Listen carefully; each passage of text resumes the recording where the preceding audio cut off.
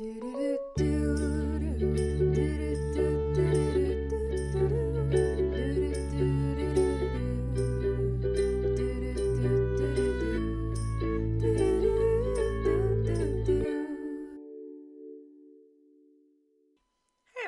welcome to today's episode.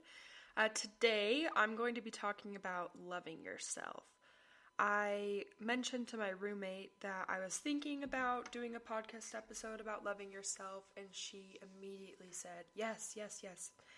So I decided to follow through with that, and today I'm going to do that. So I actually wrote a blog post. It's called The Gift of Loving Yourself. And I decided I'm just going to read it today. I asked for a few opinions if reading it seemed too weird or if I should just kind of explain it. But I thought about it, and I feel like putting the work in to write something is going to sound much better than me just rambling over here. So I decided I am going to read it, and then I'll talk about it a little bit afterwards. So, to begin, The Gift of Loving Yourself. I was an FSY counselor for 7 weeks. I feel like I say it so often that it doesn't sound like very long, but that was almost 2 months of my life. Whoa.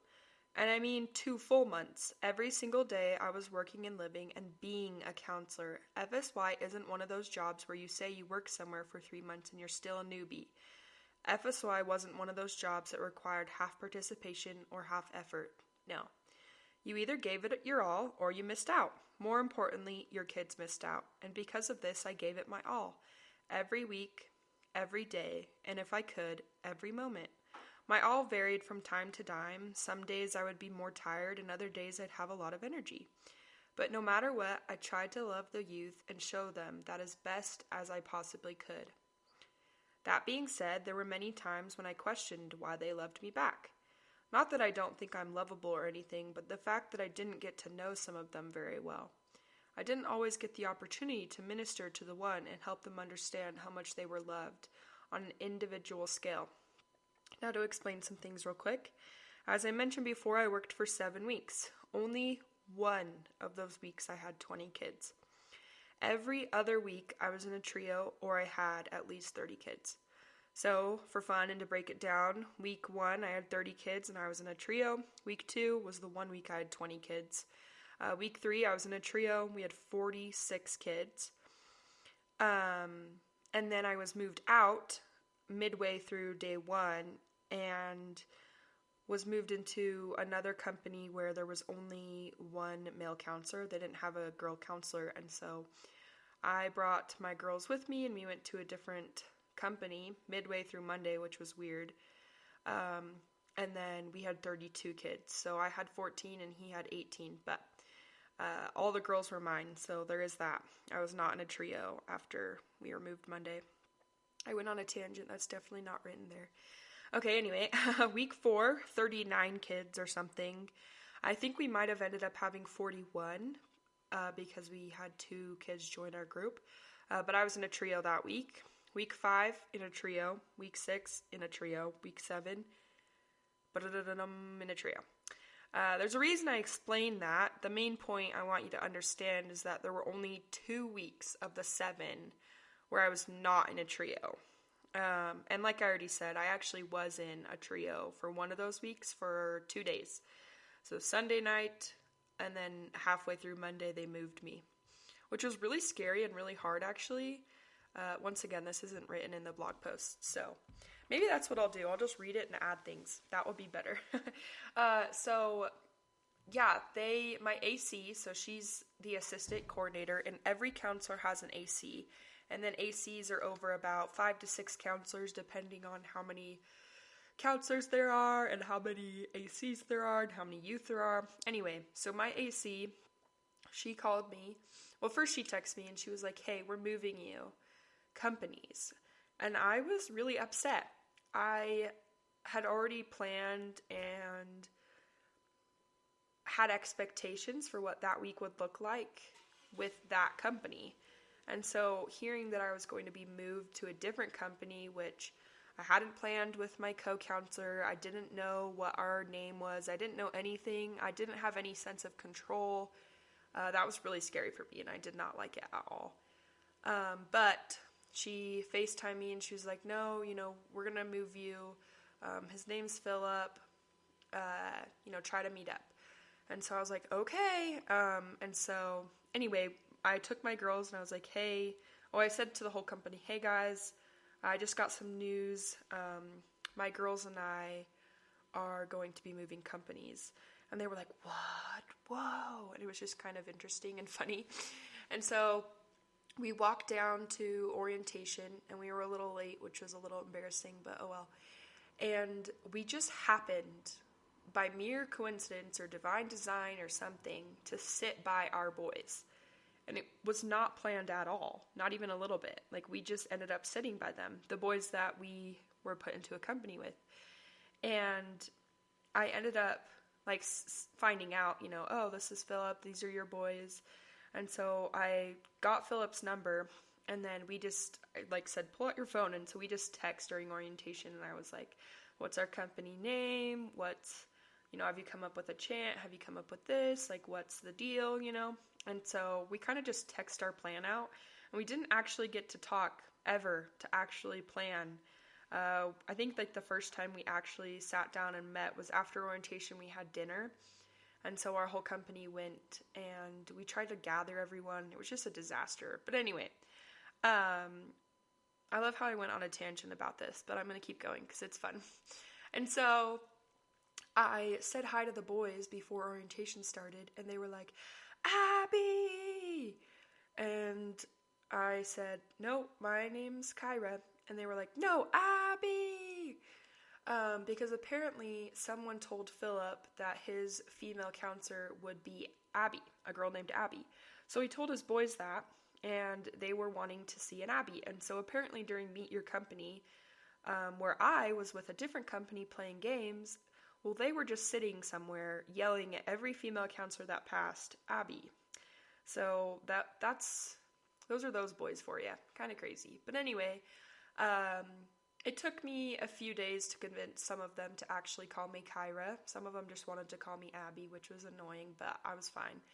And then a few of them, 2 to 4 of them, called me Karen for a little bit, which was also a little annoying. For those of you who don't know, Karen is a stereotypical name for a lady who is really difficult, and she's the type of person that at a restaurant she wants to talk to the manager because she's upset about something. So anyway, that's just a stereotype though. They're just called Karens, which I feel bad, and it's unfortunate for anyone who is named Karen prior to this coming out. But because they have to deal with it, and that's probably not very fun. But anyway, back to the blog post because none of that was in there. Okay, so the main point I want you to understand is that there were only 2 weeks of the 7 where I was not in a trio. And being in a trio meant I had girls in my company that weren't my girls. They were my co-counselors' girls. We were together for most of the time as a company, but for the morning devotional and the evening reflect and review, it was each counselor with their group of youth.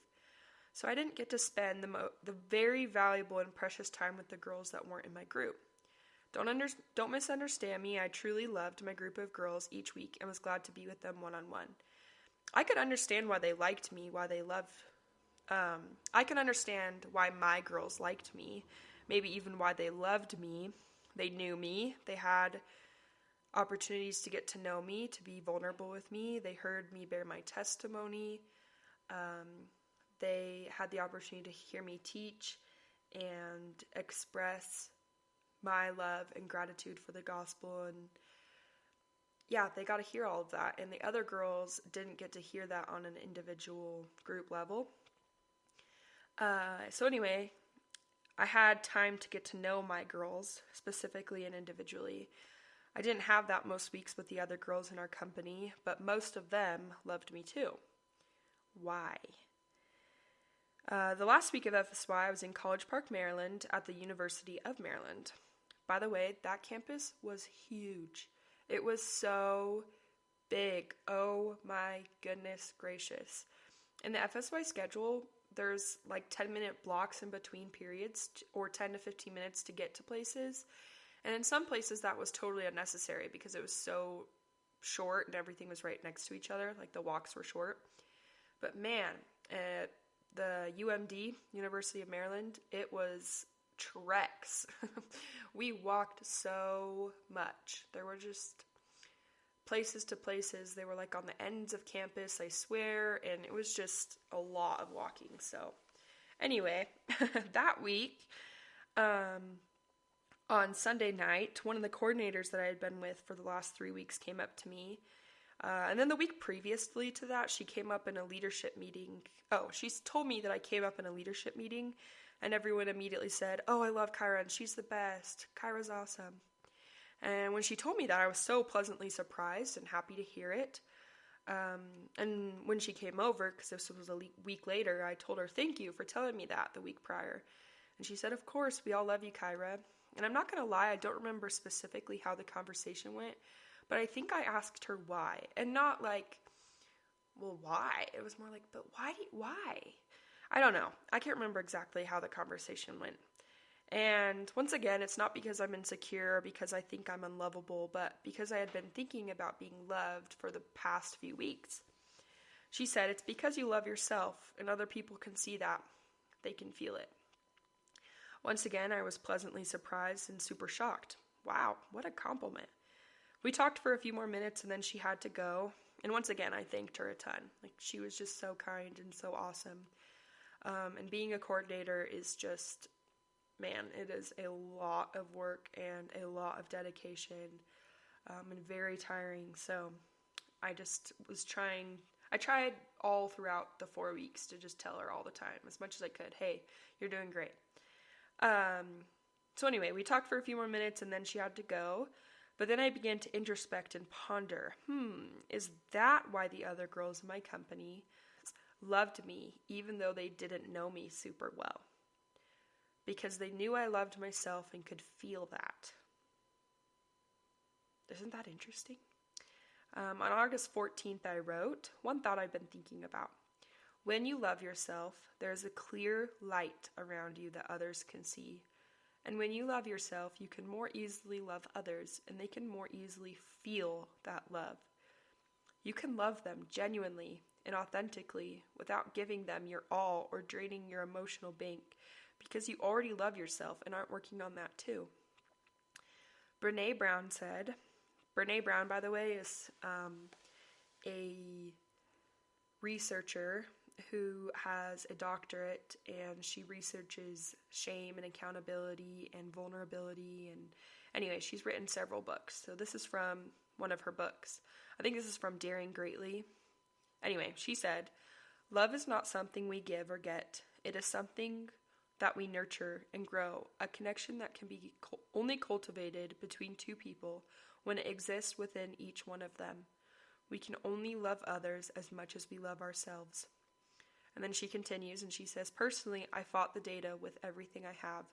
Over and over, I heard the idea of self-love as a prerequisite to loving others, and I hated it. Sometimes it's so much easier to love Steve," which is her husband, "and the kids than it is to love myself. It is so much easier to accept their quirks and eccentricities than it is to practice self-love around what I see as my deep flaws. But in practicing self-love over the past couple of years, I can say that it has immeasurably deepened my relationships with the people I love. It's given me the courage to show up and be vulnerable in new ways, and that is what love is all about." That's the end of her quote. What do you think of that? I wrote, "What do you think of that?" because I feel like you can sit there and you can have a really deep, introspective couple of minutes just pondering about what that means and what you think and what you relate to that. That self-love deepens our relationships with others and makes it easier to love others. I didn't know if I 100% agreed years ago, but I know I do now. I don't think it's impossible to love others when you don't love yourself, but there's an added depth when you love yourself too. And I think that's why, or at least a possibility, why the youth that didn't know me super well still loved and appreciated me. Why other FSY employees enjoyed my company. Why it wasn't draining for me to love each youth. Why, in some ways, or most ways, it was rejuvenating. That's why loving yourself is a gift to those who you are in relationship with, a gift to those that know you, a gift to those that will know you, and most importantly, a gift to yourself. Be patient if you're not there yet. Keep practicing, keep working at it, keep trying. The journey is the outcome, and you can do it, because loving others is important, but loving yourself, well, that's absolutely vital. So that's the end of the blog post, and I definitely added a whole bunch of things, and I think that's actually what I'm going to do from now on. If I ever read a blog post, I'm just going to kind of use it as a guide, maybe read some of it and then add some stuff. But anyway, I wanted to talk about loving our flawed self. A lot of people, I think, tell us to love ourselves, and we might say, well, what the heck does that mean? What does that look like? How do I do that?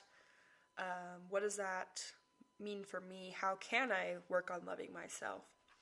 And once again, I think, like many things in this life, it's easier said than done. But I do want to talk about loving our flawed selves. One time at FSY, I was in Williamsburg, Virginia at this time, and we had almost everything in one building. We had the devotionals in the building, the meals were in that building, the classes were in that building, orientation and the devotionals were in that building. There was just a lot of stuff in that building. I think the dances were the only things not in that building. And then obviously game night we had outside if the weather allowed it. So anyway, and then obviously we had dorms that were not in that building. But I was coming off break one day, and I had walked all the way to this building. It's called the Sadler at William and Mary College. It's called it's called the Sadler, and I walked from the dorms. I was coming off break and went to that building, and it's not a super long walk, but probably like 8 to 9 minutes. And I got back, and I realized that I did not have my phone with me. And as an FSY counselor, you actually need your phone a lot of the time to keep in contact with other counselors and to message your youth on GroupMe if you need to keep in contact with your ACs so that you know when to show up for duties and all that stuff. And then obviously for the reason of just having your phone on you for the different things that you need it for. So I forgot my phone at FSY, or that one time, and I had to go back and get it. And I was kind of irritated about it, but I was like, well, there's nothing I can do about it. I've just got to go get it. And normally I would just go get it and not tell anyone, but part of me thought, you should let an AC know. And so instead of letting my AC know, because I didn't know where she was, I just let one of the ACs know that was right next to me.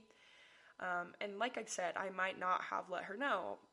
I didn't really feel like I needed to tell anyone, but I just ended up telling her kind of as a little thought process or like a little prompting or something. And as I was walking back, that AC had a counselor come up to her that said, hey, I forgot my key and I can't get back into the building for my break because I don't have a key. And she was able to say, oh, Kyra's actually going back to the building right now. Go run up and catch up with her.